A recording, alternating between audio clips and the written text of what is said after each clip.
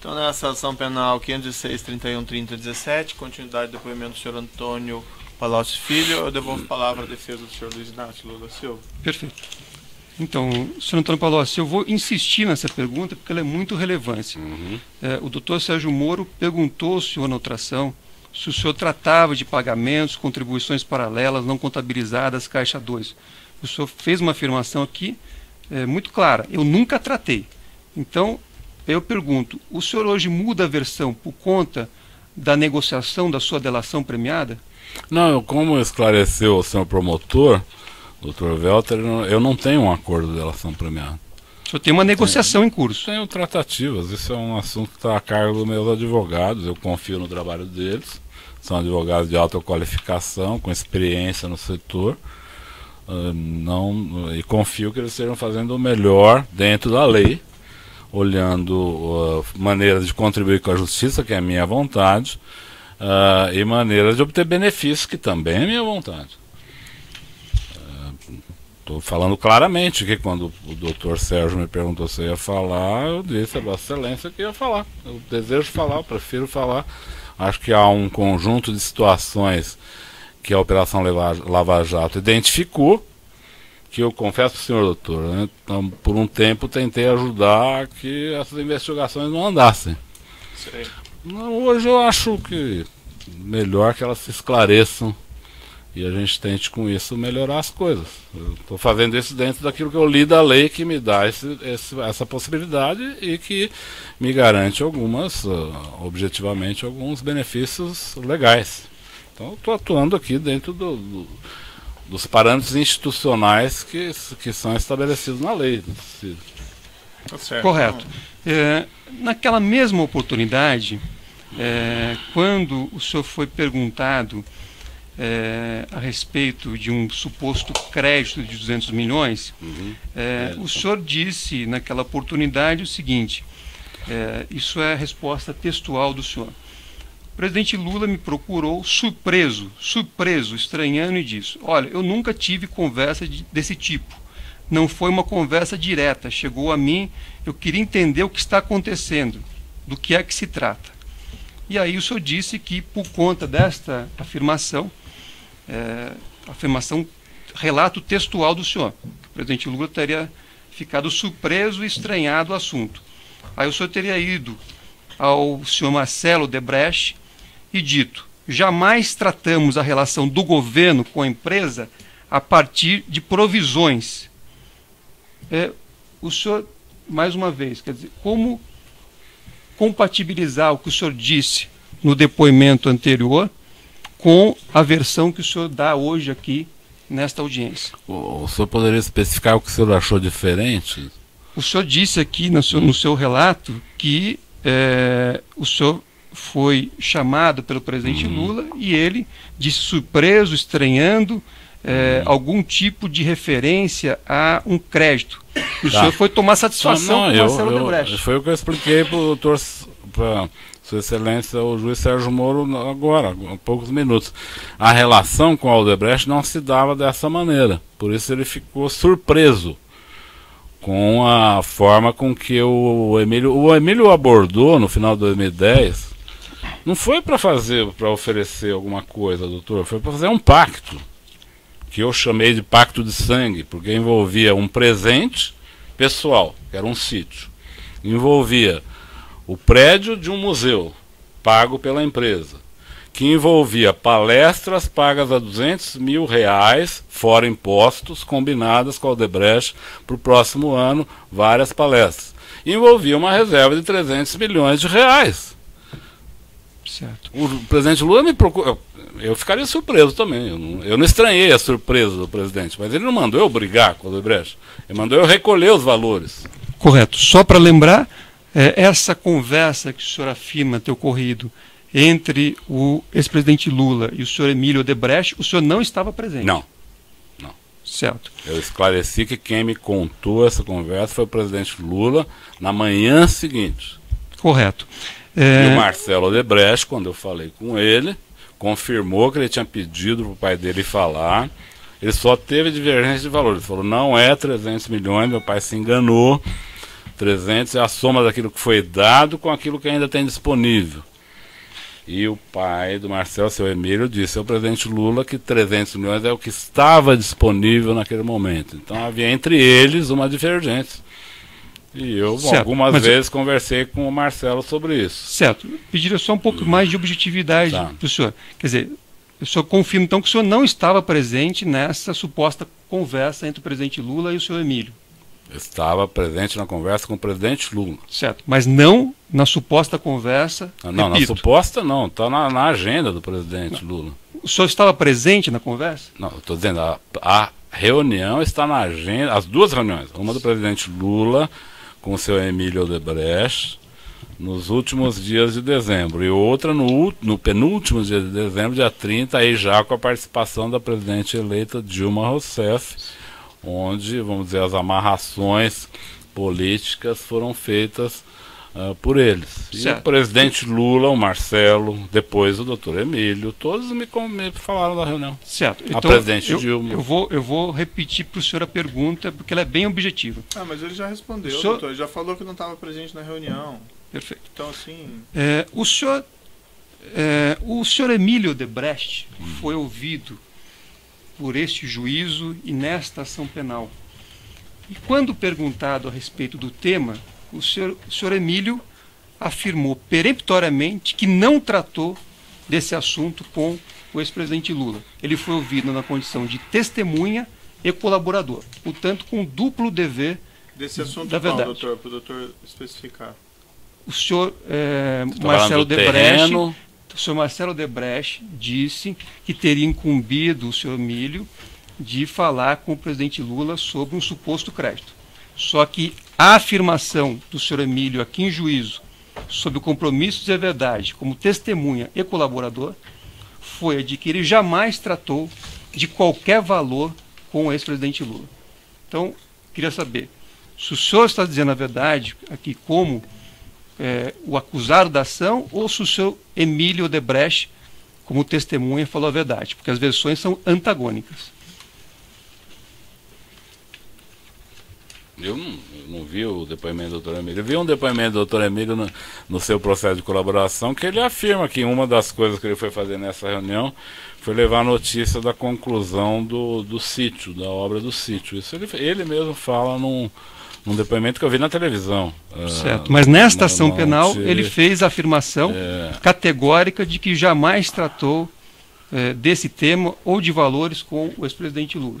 E ele fez a afirmação como testemunha. Ele falou para o presidente Lula, falou para mim, o presidente Lula falou para mim, a presidente Dilma falou para mim, e o Marcelo Odebrecht falou para mim. Todas as pessoas falaram para mim que trataram de 300 milhões. Só havia uma divergência.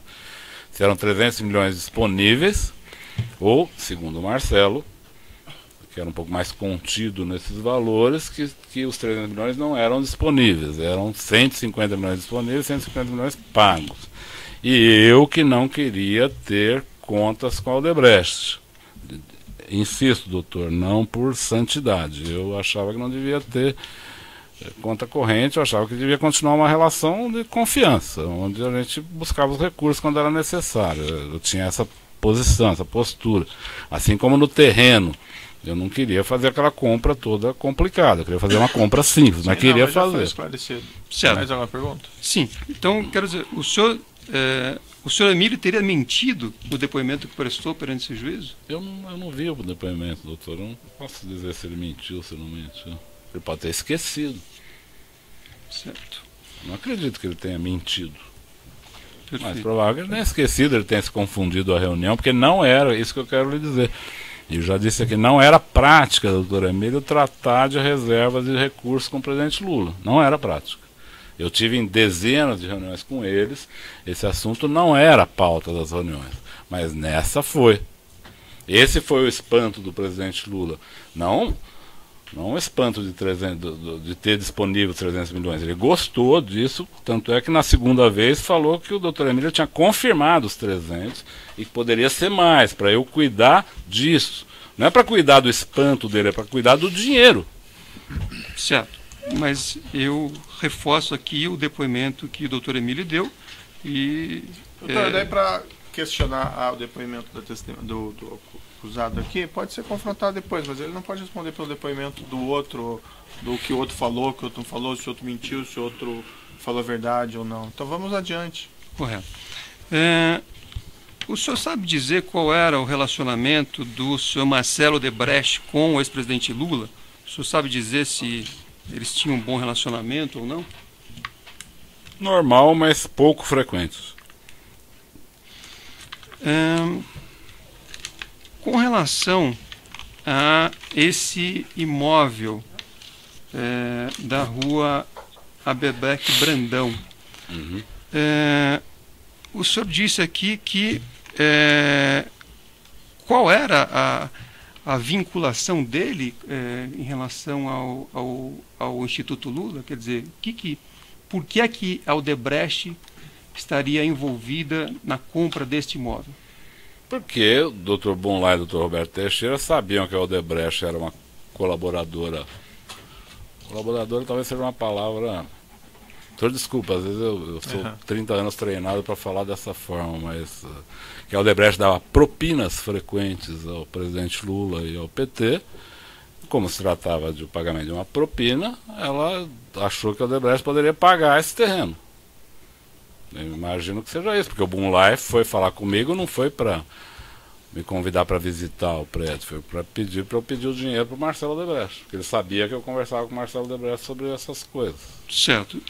E o senhor sabe dizer qual é a relação desse imóvel com esses 8 contratos que eu citei aqui no início das minhas perguntas? Isso aí. É assim, a empresa trabalha com a Petrobras. A Petrobras dá vantagens para a empresa. Com essas vantagens, a empresa cria uma conta para destinar aos políticos que a apoiaram. O presidente mantém lá diretores que apoiam a empresa, para dar a ela contratos. Esses contratos geram dinheiro, ela faz seus gastos, compra seus presentes, remunera seus diretores, paga seus funcionários e reservam dinheiro. Algumas criam operações estruturadas, outras criam caixa 2, outras criam doleiros. E com esse dinheiro pagam propina aos políticos. Assim. Certo. Isso aconteceu. O senhor Marcelo Odebrecht prestou depoimento aqui também antes do senhor. E o senhor Marcelo Odebrecht diz que ele não teve nenhuma participação, jamais negociou esses 8 contratos, jamais atuou, e mais, disse que a compra desse terreno não teria nenhuma vinculação com esses 8 contratos. Então eu pergunto mais uma vez, quem está falando a verdade? É o senhor Marcelo ou é o senhor? O senhor Marcelo não falou exatamente isso que o senhor está falando. E como eu disse, o acusado responde sobre o depoimento dele, os fatos que ele sabe, não sobre o que o outro falou. Mas eu não teria problema. Não, mas eu acho que é inapropriado. Estou à sua disposição. O doutor pode pegar lá no Indagações Finais, confrontar os depoimentos, questionar, mas o que o outro falou, que o outro não sei o quê. Sim, mas foi feita referência. E o senhor Marcelo Odebrecht falou alguma coisa um pouco diferente também. Certo, vamos ser aqui honestos, né? Se o senhor quiser, podemos abrir o depoimento do Marcelo Odebrecht e ver que ele literalmente Qual que é a próxima pergunta, ele doutor? diz que esse ponto da denúncia é incorreto. Certo. Deixa eu lhe falar uma coisa, doutor Zanin. Eu entendo o seu ponto, mas algumas pessoas falam que o dinheiro não é um valor tangível. O dinheiro é um valor tangível, porque a gente pode palpá-lo, diferente de nomes comerciais, tal, que não podem ser palpados. Mas o dinheiro tem valor universal. Então, a empresa não paga propinas com base na obra X, determina a propina ao deputado X. E as obras entram no caixa das empresas e pagam benefícios, às vezes legais, às vezes legais. Aí, a partir disso, tem, pelo menos na minha relação com a Odebrecht e na nossa relação com a Odebrecht, eu identifico todo tipo de situação. Dinheiro legal que foi pago no exterior, portanto se tornou lavagem de dinheiro. Dinheiro ilegal que foi pago em caixa 1, que se trata de um crime. Certo, então dinheiro legal que pagou por caixa 1, que é legal. Então, mas não é que isso é intangível, o dinheiro tem valor universal. O que existe de fato é que essas obras e outras foram benefícios que a Petrobras e o governo deram para esta empresa Odebrecht. Com esses benefícios, ela pagou suas obrigações e fez um caixa, anunciado ao presidente Lula, que seria de 300 milhões. E desse caixa foi sacado o dinheiro e comprou este prédio, para dar ao presidente Lula para ele fazer o seu instituto. Um erro aqui. O inquérito está bastante claro. Eu acho que ele está verdadeiro o que ele disse. O senhor, não tem como contestar. O senhor sabe dizer se o Instituto Lula teve, em algum momento, as chaves desse imóvel, teve a posse desse imóvel ou teve a propriedade desse imóvel? Eu trabalhei muito para que não tivesse. A pergunta é, o senhor sabe se em alguma oportunidade o Instituto Lula teve a posse, a propriedade ou as chaves desse imóvel? Estou lhe respondendo. Eu trabalhei muito para que não tivesse, porque eu achei que essa operação foi uma operação muito mal feita. Era uma operação que transformava uma patologia numa fratura exposta. Eu disse ao presidente Lula que ele não precisava criar fraturas expostas. Para se comprar um bem, não precisa atravessar a rua e se atirar em cima do bem. Você tem maneiras adequadas de fazer, até porque no caso da Odebrecht já tinha um ilícito que gerou recurso. Não precisava mais um ilícito. Já tinha um, mais grave. Então ali se tratava de fazer o instituto e a Odebrecht fazer a doação. Seria uma forma mais amenizada, ou pelo menos mais camuflada, pensava eu. O senhor já falou, né? Mais perguntas? A pergunta foi objetiva, eu pediria uma resposta objetiva. Falou, o que ele perguntou foi se o senhor tem conhecimento, se o Instituto Lula ou o ex-presidente chegaram até a posse desse imóvel na Rádio. Chegaram a visitar o imóvel. Visitar. Posse, chave, não tiveram. Eu nunca vi. Tá.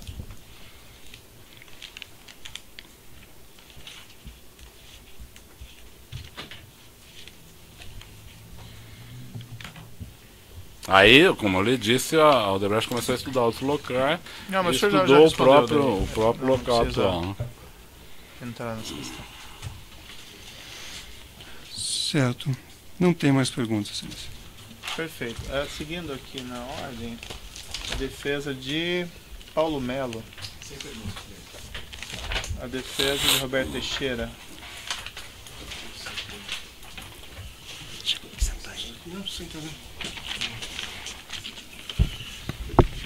Boa tarde, senhor Palocci. Boa tarde.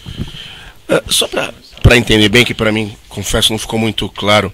O senhor disse que teve, pelo que eu entendi, um único encontro com o advogado Roberto Teixeira, tá certo? E se eu entendi bem, esse encontro foi posterior à aquisição desse imóvel pela DAG, é isso? Exatamente.